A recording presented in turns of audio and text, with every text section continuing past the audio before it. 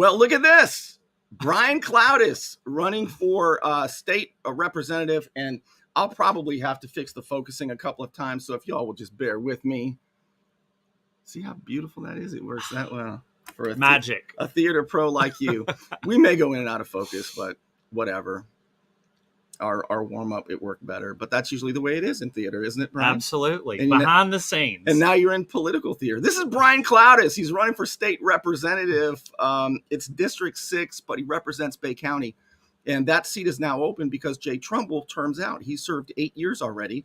It's an open seat. The primary election is next month, August 23rd, and it is a Republican primary. And Brian is running against Griff Griffiths, who is a current county commissioner. It's a big race, one of the biggest that I've seen, and I've been watching closely since 2007. Brian Clowdus, welcome to the show. Thank you for having me, Bernie. For a newcomer in politics, everybody's talking about you. That's good, right? That's better than them not talking about you. It's going to be a closer race, I think, than the establishment thought it would. And if I may, Griff Griffiths is the establishment choice. Brian Clowdus is the outsider in the race. In my opinion, Griff Griffiths is a moderate Republican. He's a Republican, very moderate. I call him rhinos, Republican in name only. Brian is a very conservative Republican, a proud Trump Republican. And there are differences, and we got to see some of those differences in a big debate that took place, two of them, one of which I was able to attend, the other I wasn't able to attend because I was at the Panama City Beach City Council meeting. Anyway, why are you running? Wow. Well, thank you for having me, Bernie. I never envisioned this chapter for my life. I keep having those moments where I'm like, is this actually happening? Am I actually doing this? We've been running this race for 14 months now. As you talked about, I've worked in the theater industry my entire life. And the industry started getting more and more woke. It used to be apolitical, then it was kind of left, and then it went very far left. And I started to not recognize the industry I'd spent my entire life in. And I started getting vocal about my beliefs and, standing up against all of that. And like a lot of people, I was pretty brutally canceled by my industry. And I knew the one thing I refused to do is apologize for something that wasn't true. You saw people all across the country begging for forgiveness for things that they couldn't help. So I knew the one thing I would never do is apologize for something that was not true. And it really emboldened me to get super vocal about my politics. I got very involved with the Trump campaign here in Bay County. And again, with no desire to ever run for office, but just to get involved from a grassroots level.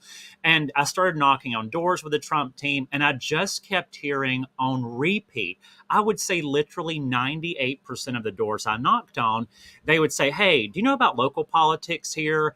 They're really corrupt, and there's this good old boy system here, and people don't really run for office. They're handpicked. And then, of course, people started talking about, you, and they were like, well, do you know Bernie? He's just telling the truth here in Bay County. And then you and I connected. And when people started asking me if I'd ever thought about running for office, I just said, Lord, no, I'm not a politician. And they said, well, maybe that's a good thing because people, early on saw that I have a hard work ethic. I have a lot of passion. Yeah. And whenever I see that people are being treated wrongly and that people aren't represented equally, it really tugs on my heartstrings. So when people started asking me if I would ever run for office, I started thinking maybe everything that had happened to me up until this point was leading me along a path to step up and run. So I entered the race 14 months ago. I knew very well what I would be facing. Yeah. I knew I was going to have an uphill climb. I knew I would never raise hundreds of thousands of dollars. I knew I would never line up the local politician endorsements, but I did know I could outwork them. So I said, you know what? My number one goal is to knock on as many doors possible as I can. We've knocked on, I think, over 16,000 doors now. Well, I've said this. I've been watching, like I say, locally a long time, and you are the hardest working candidate for the longest period of time that I have ever seen. And you're right. The candidates who win are chosen. The establishment assigns Arthur Cohen, who, I tell you, he's the political operative and dumpster diver, and that stuff's already starting. So if Arthur Cohen is the campaign candidate, you know what you're getting. And so I will normally automatically vote for the other person. We had great success recently with Mary Coburn. There's a political outsider, somebody who was born here and grew up here, but she uphill climb. She beat an incumbent one of the first times here. That tells me things might be changing here, Brian. I think I really do, because all the races are getting closer now, and that's worrying the establishment. People are tired of the good old boy system. They want a merit-based system. Yep. And you keep talking about that.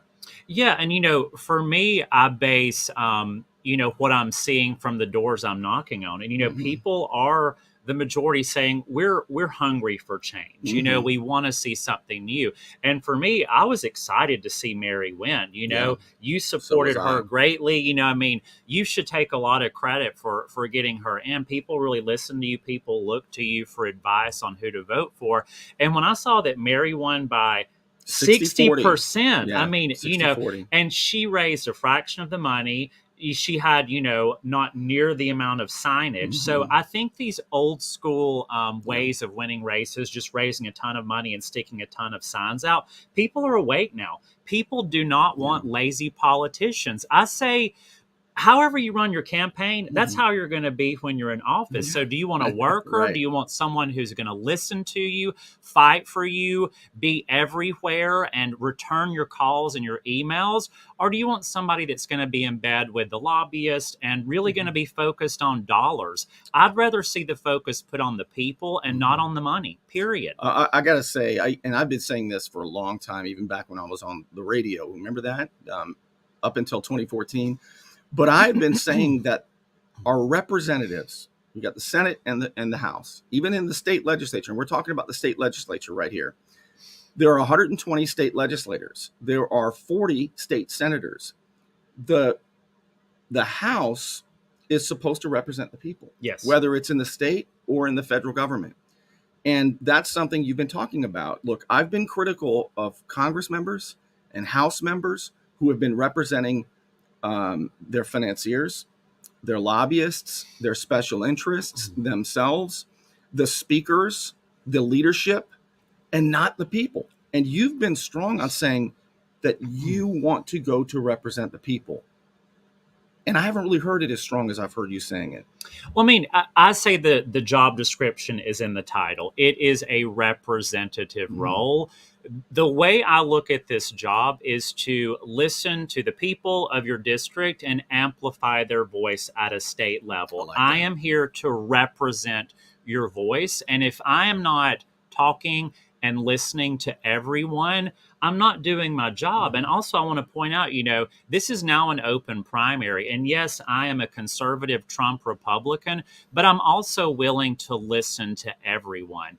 I've got a lot of Democrats reaching out to me, just saying, hey, will you talk to me? And I'm saying, of course I'll talk to you. And for me, I would like to see us focus on some things that we can, rally behind. I think a lot of people are just sick of career politicians. I think a lot of people are sick of seeing residents not put as a priority. I think a lot of people are sick of not seeing the environment put as a priority. And I think there are a lot of nonpartisan issues that the entire community can get behind. Brian, you mentioned that you talked to Democrats. Yeah. Well, you talked to them enough that you've even converted a few. Yeah, I did. I converted some. Most notably, a Lynn Haven City Commissioner, the best. Yes. And we're talking about, of course, Judy Tender. So, and she was an old school Democrat. Yep. An American-loving Democrat. And she didn't leave the party as much as the party left her. Yeah. She's just looking for common sense, and she's looking for honest government. Yep. Is that the impression you got when you talked to her? Absolutely. The majority of politicians in Bay County will not meet with me. I am, like you said, an outsider. I think I do pose a threat to them. But, Judy Tender, she met with me immediately, and she was so incredibly kind. She sat down, she looked me in the eye. When people don't want to look you in the eye, there is something up. I mean, honestly, Right. really pay attention to that, you know. Yeah. But Judy Tender, she sat down, she looked me in the eye, and we just immediately clicked. And everything that she said was rooted back to her representing the people of Lynn Haven. And you never get the impression she's talking to you as a politician, Not at all. dancing around what she's allowed to say or not allowed to say. Not at all. She just talks. She just talks. She's a human. She lets it all hang out, and she's real. And I think we are craving that real quality when it comes to our elected public servants. Yes. These are public service positions. If you don't want to be in the public, get out. If you don't want to serve, get out. Love it. And Brian, she didn't. Many Democrats are attracted, I think, to your authenticity and the idea, the same as Mary Coburn, who just won the Panama City Beach election, is, and I can say the same about Josie Strange, the former vice mayor. They are not beholden to some special interest. Yep. There were times I didn't like votes by Vice Mayor Strange, but she would always talk to you. We knew she cared. She was willing to learn, and but what I'm getting at here is Democrats aren't attracted to you because you're a middle of the road Republican. What's interesting is you are very conservative. You want open carry. Yep. You stood against the woke Bolshevik that was going on Yep. here. I mean, you are far more conservative than Griff Griffiths is. Talk about that. Yeah, I mean, here's the thing. I think people, like you said, are craving authenticity. And I give the same answers no matter who I'm talking to. An example, yesterday, a Democrat called me, and the first thing she said was, I see that you're a Trump supporter. You know, are you really a Trump supporter? And I said, do you want the truth, or do you want me to give you the answer you want to hear? Right. Because, you know, Right. she probably wanted me to say, oh, you know, I've seen the error of my ways, you know, but Just vote for me. Just vote for me. Yeah. But I said, listen, I said, I am a Trump supporter. If it wasn't for President Trump, I would not be running for the office. We could probably sit in a room for 2 weeks and never agree on this, but I would love to talk about some local issues that are important to you outside of, you know, the Trump or these like federal issues that I will have no say in. So I always try to say, you know what? Yes, we have differences, but I would love to focus on what we both agree on, because again, there is power in numbers. You know, I do think the country is very divided right now, and I would love to see a world where we can start to get past, you know, some of those party lines and focus on things that we can all rally behind. And I think no matter what your party affiliation is, you want to have a good quality of life. You want to feel like you're a priority, and you want to be heard. But I'm never going to change my story. I'm never going to change who I am based on my audience. What you see is what you get. And I think people respect authenticity. You know, absolutely. It's like we want truth. And I would rather be told the truth, even if I didn't agree, than be told a different answer, no matter different audiences you're in front of. We're just craving truth. No, that's absolutely right. And, you know, one of the things I'm pretty, I don't want a politician who's an ideologue. Okay. I don't want dogma. Now, I am known for having really strong positions, and I don't change those positions. But here's what I tell people. If I were a state representative, I'm willing to compromise on policy, but I'm not willing to compromise on principle. Yep. And so that to me separates an ideologue from somebody who stands on principle. I'll give you an example. Mike Hill was a state representative out of Pensacola, a black Republican, or a Republican who happens to be black, as he likes to say. And he's running again, by the way, and I hope he wins, because he's as conservative as you are. And he used to tell me, he used to tell me these kinds of things. We disagreed on it on a tax holiday. He wanted, and he asked me about it because he voted on a tax holiday where there would be a certain period of time where washing machines and kitchen appliances you didn't have to pay taxes on.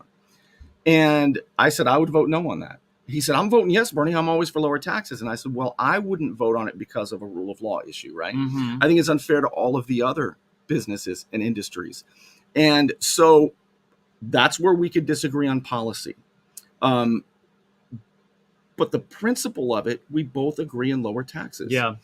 And so I think the same can be said about you. when you go in there? You're willing to compromise on policy, or are you going to be an ideologue? Are you going to be whatever Trump says, whatever DeSantis says, or are you No, going to be your own man? I'm definitely my own thinker. I'm my own person. And I always say, Trump started a movement. I mean, personally, I think Trump is a hoot. I enjoy him. I think he brings an entertainment aspect to politics that really engaged a lot of Americans that weren't engaged, myself included.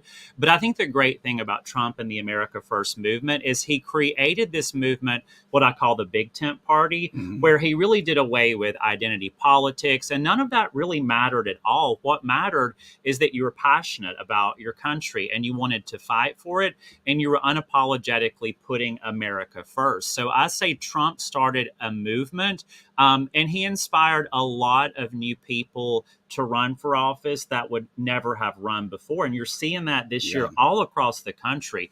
Really unique candidates who are not, quote unquote, your typical politicians. So I think Trump's legacy will be, inspiring new people to run that would have never run otherwise. Well, look at this, all your door knocking. Sue says you knocked on her door. Oh, I remember. Sue. Yeah, Sue had COVID. How are you feeling, Sue? I hope you're better. So let's get into, Brian, so we don't take too terribly long. Let's get into your, what is it that you call it? It's your platform, but it's a more detailed platform. It's just not I'm here for A, B, and C. You've got some details here. Yeah, so I'm calling it the People's Plan. When I started knocking on doors, like I said, 14 months ago, I started with a blank piece of paper. And every time I knock on a door, I say, hey, my name is Brian. I'm running for state representative. What is important to you? And out of those, many doors and many conversations, I started to see things start reoccurring. So I said, hey, and I had notebook after notebook of notes. Like everybody that knows me, like I'm a pen and paper kind of person, so I love taking notes and I love engaging with people. And I said, you know what? Sue says she's doing better. Oh, good. Hey, I'm glad you're doing better, Sue. Let me know if you want me to come back and knock now that you're COVID free. So I started seeing, things reoccur. And I said, oh my gosh, I was like, here's the plan. It's coming straight from the people. So, I'll read it right quick off. And if, stop me if you want to talk about anything in particular, but there's 16 points. And there were more than 16, but these were the 16 points that I just heard on repeat. So I'm going to go through a few of these, and all of this is on my, Facebook page if y'all want to kind of, share and all that stuff as well. And before you get started, tell people how they can donate to your campaign. Yes. Because my goodness, the establishment doesn't have to ask for money. There's a whole system in place, a whole racket where they've got what is it called? The Bay Contractors Alliance that chooses who they're going to support. And all of a sudden 90 grand or 150 grand. Plus they have political action committees. Yep. This is a real David and Goliath thing, and you still have time to take campaign donations and do stuff with it to get the word out. So how can they donate to you? And we do need money. Again, I don't think money is the number one priority. I think it is if you're not willing to work in your campaign. But signs cost money. A lot of people say they want to see more signs. So donate to the campaign. Those large signs are a couple of $100 a pop. Can they do that on the website? They can. So the website is Clowdus, Clowdus for house.com. So cloudusforhouse.com. And that's got links to all of our social media. I'm very active on social, on Facebook, Instagram, Twitter, and just my name, Brian Clowdus. So yeah, definitely do engage. And also, if anybody wants to have a one-on-one coffee or a meeting, I welcome those opportunities. I love those opportunities because that allows me to hear what's important to you.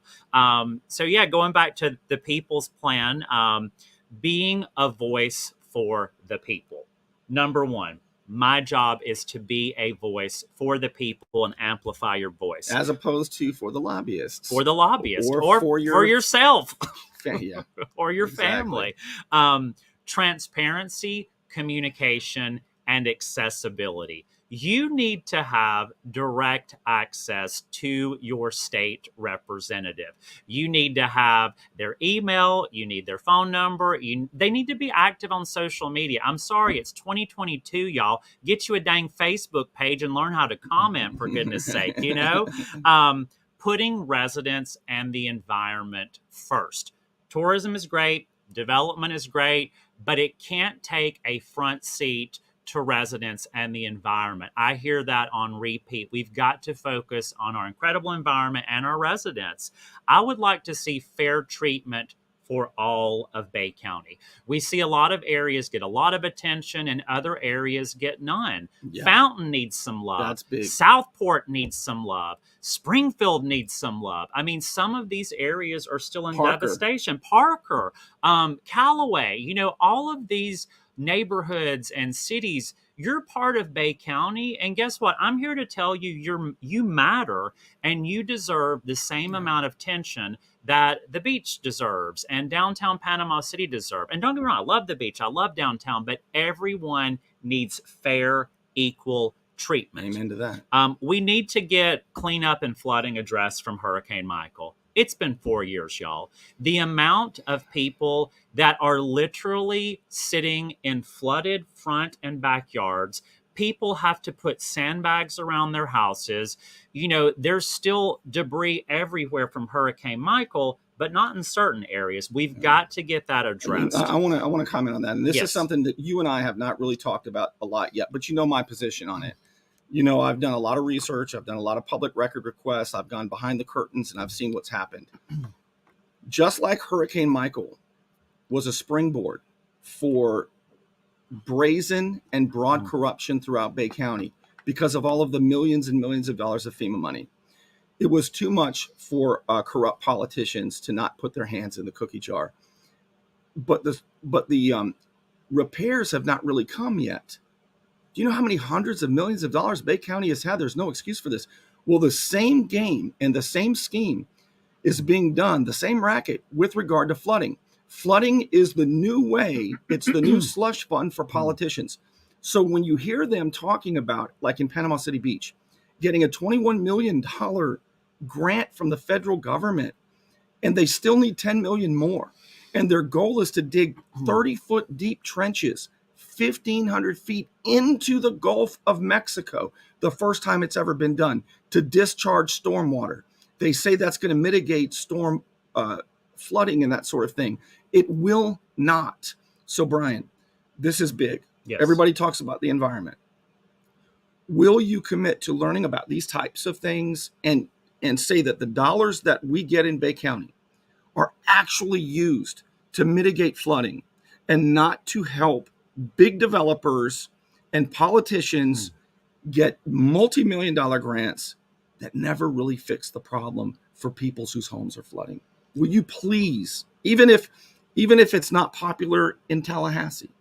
Oh, 100%. That is why I'm doing this. I have no problem blowing the lid off of all of this and asking the hard, tough questions. We have a bunch of people who just say, yes, man. Yes, yes. I'm not a yes person. I am a, hey, why is this happening? I would like to see data on that. Where is this money going? We need to have people asking the hard questions. Good. And guess what? I've received 0 lobby dollars, so I'm not beholden to anyone. I mean, they haven't been offering it. I will tell you that.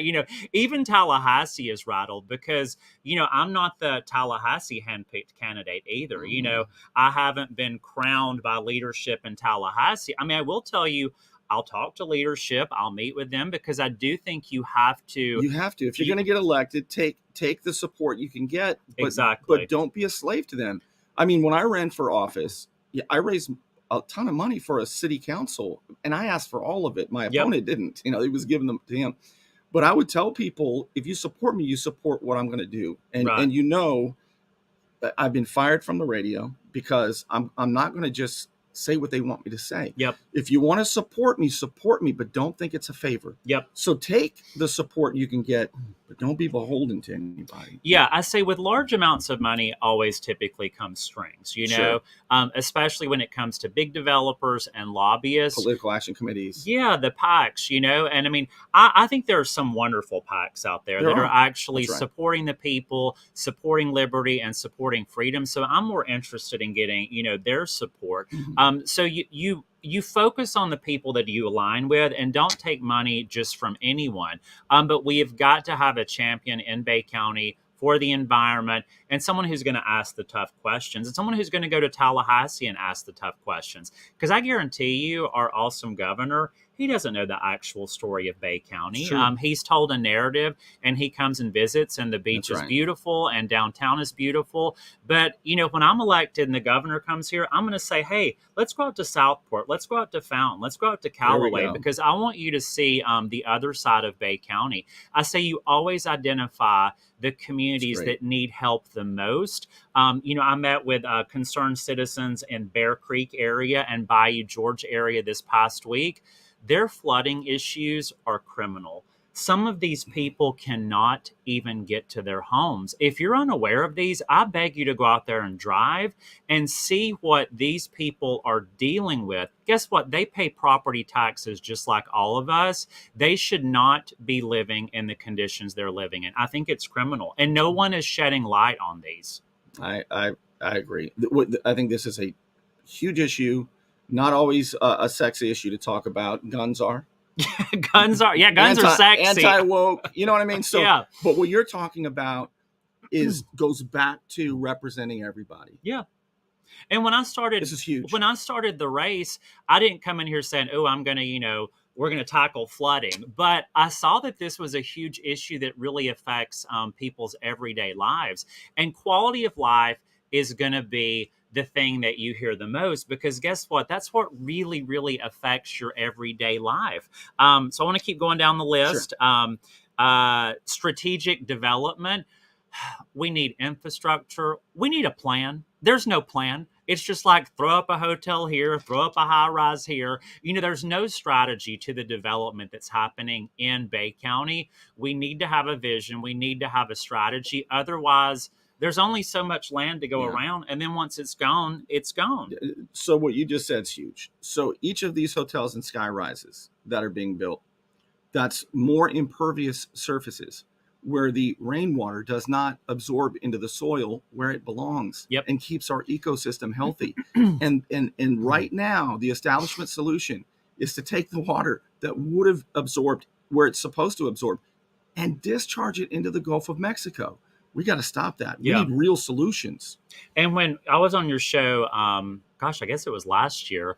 It's crazy. It was that long. Wow. This race is forever. Wow. You asked me about the outfall it's project. One of the first times you'd heard about it. It's one of the first times I said, I don't have enough information to give an honest answer. And since then, I've done my research. I do not support this. And you know why I don't support this? Because there are enough concerned citizens that have questions, and they do not have the answers. We need the answers. The people need to be heard, and then we can talk about it. You know what I mean? They want to build 20 more of these gigantic tunnels and dig up the Gulf of Mexico. 20 more.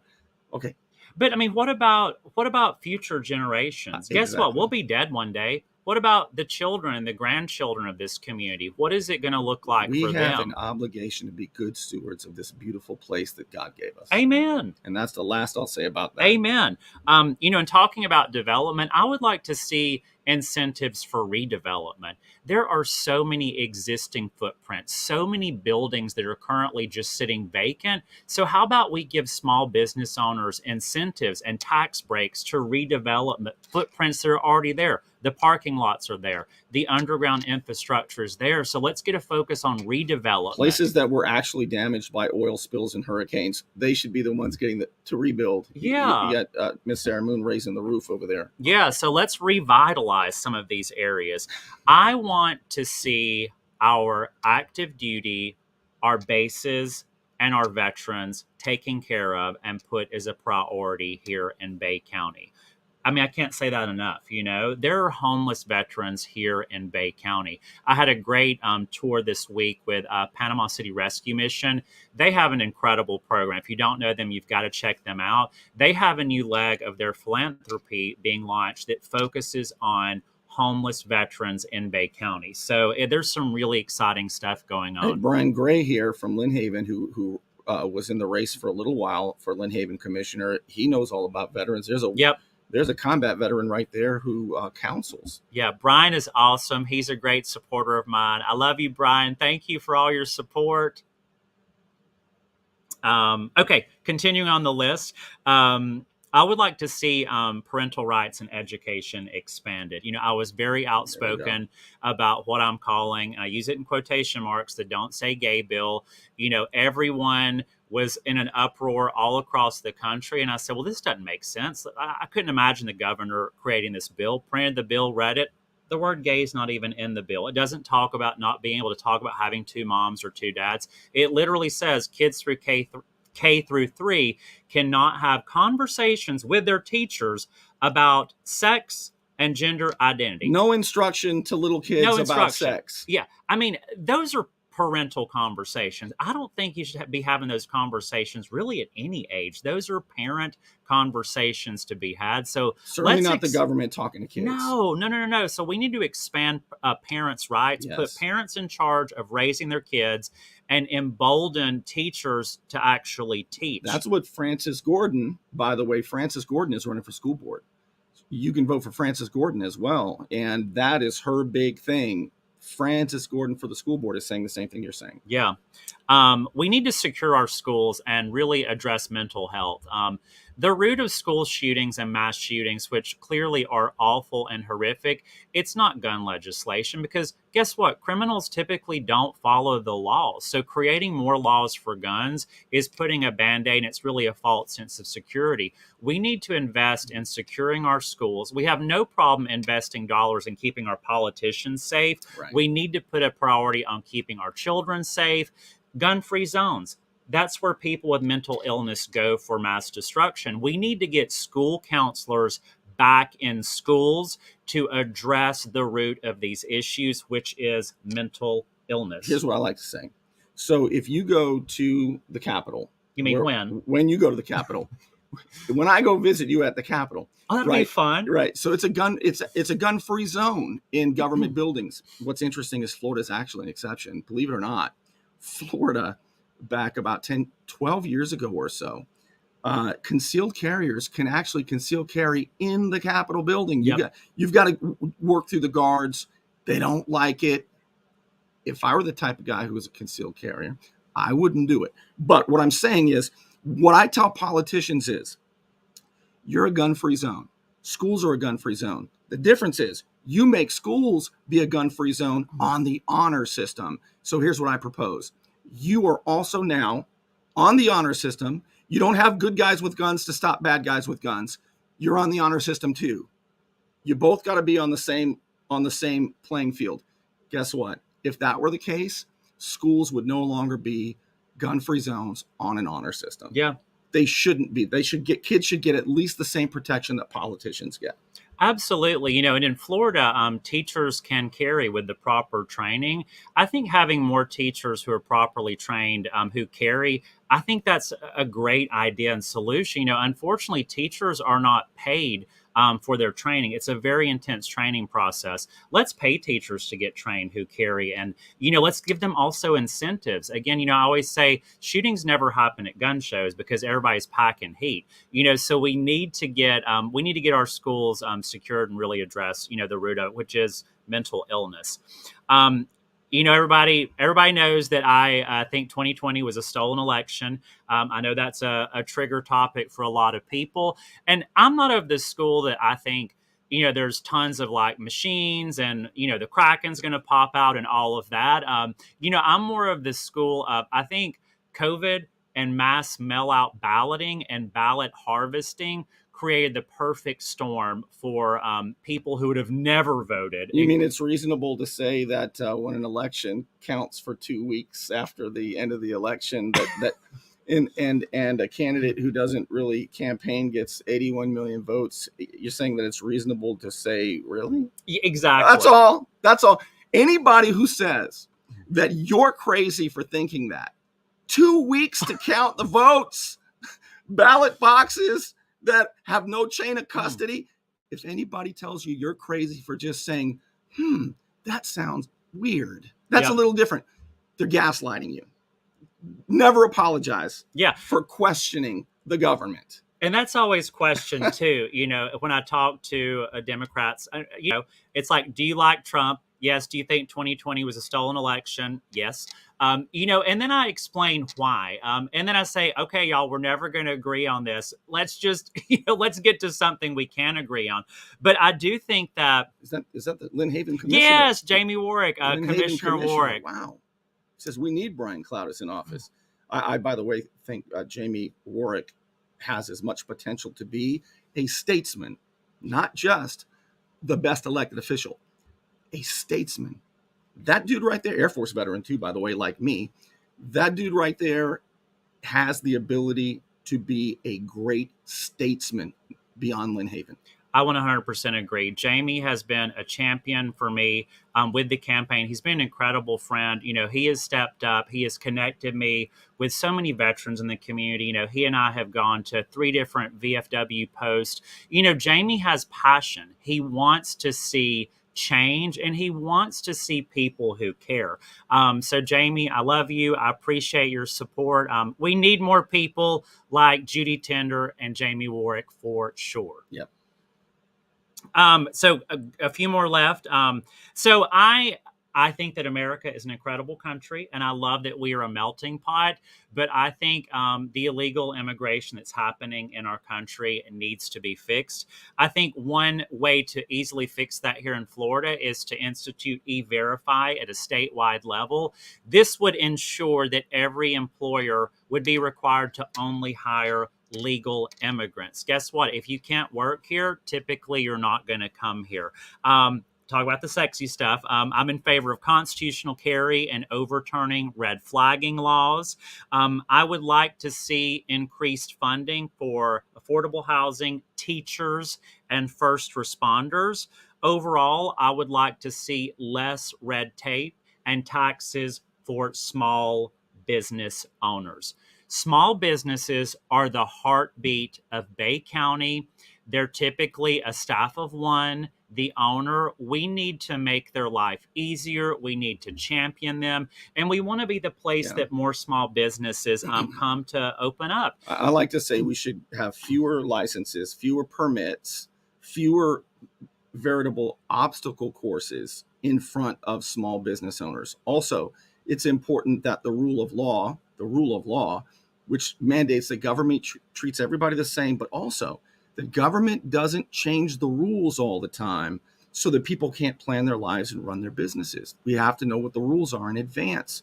Small businesses, it shouldn't be as difficult to open and run a small business. You shouldn't have to spend half of your time doing compliance. Yep. There's hyper compliance involved in it, and it's wrong. And it's actually a way, it's a barrier to keep them from becoming big businesses and competing with the big businesses. So please do that. Yeah, I mean, we need to blow through all that bureaucracy and red tape. I mean, why do we want to make it hard for people who are wanting to create businesses and invest in our community? I for the life of me, cannot understand it. Let's rally behind these people who are willing to, invest their time and their savings into creating awesome, mom and pop shops in our district. Let's make it easy for them. It's not hard for the big guys. Right. They've got hundreds of staff members and people who just work on compliance and all that. So we've got to make it easy like for food trucks, for example. Exactly. Let's stop picking winners and losers. 100%.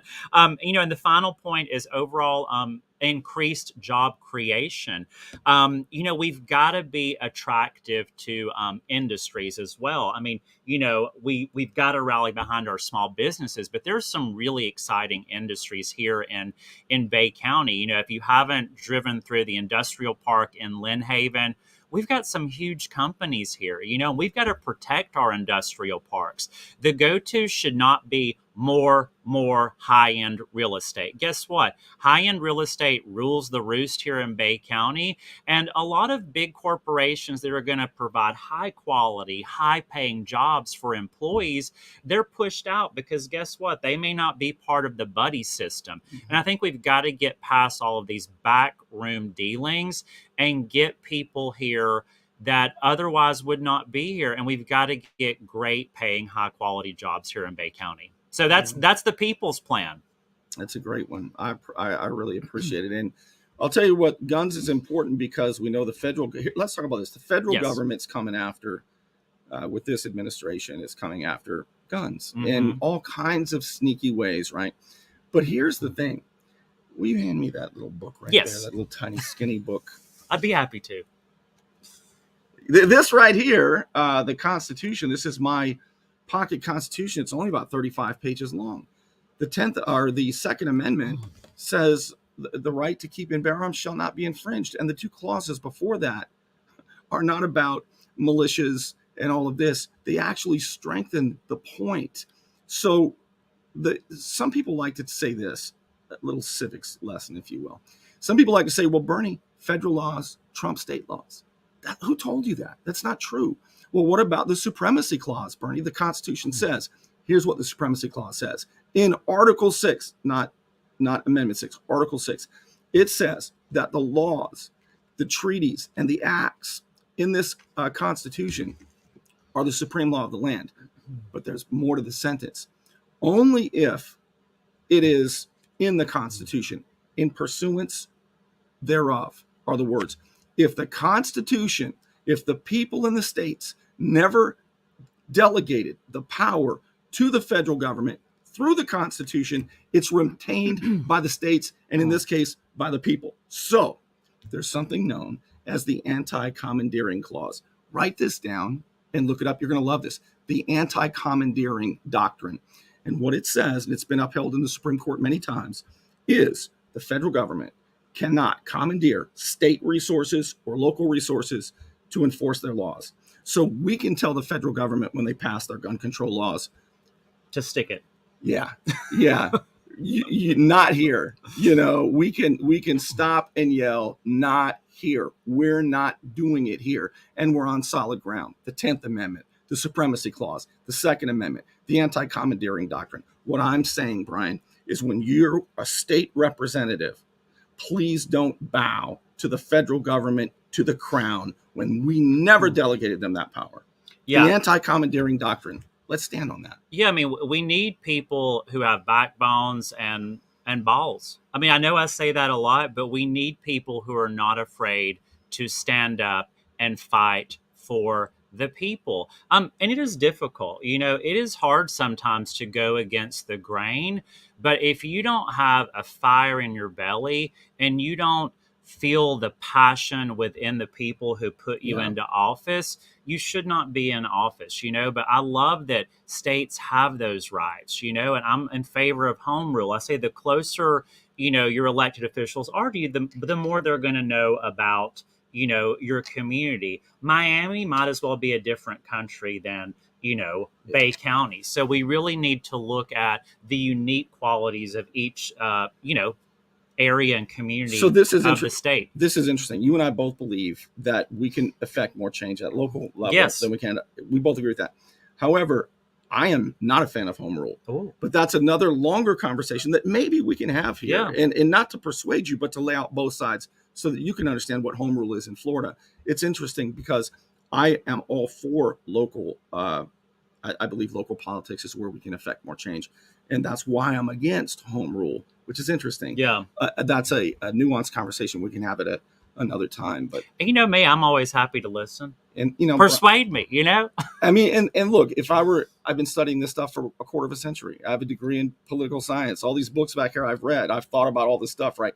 If I said, Brian, I'm thinking about doing a play, I can't pretend I know more than you about it. You've spent your whole life doing it, right? I would have to be humble and say, well, tell me that, and then I'll make my own decision, right? Is this really just a ploy to get in a musical? How many of y'all would love to see Bernie Thompson starring in a musical? Well, you did it for James O'Keefe. He's friends with James O'Keefe, Project Veritas. He put James...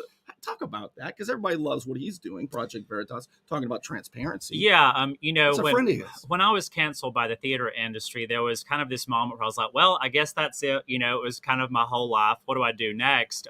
And then I started to attract all of these other canceled people in the theater industry, because, if you didn't, do exactly what the woke mob told you to. Yes, Rocky. Oh, we need to talk about Rocky Horror and that survey they sent out about me.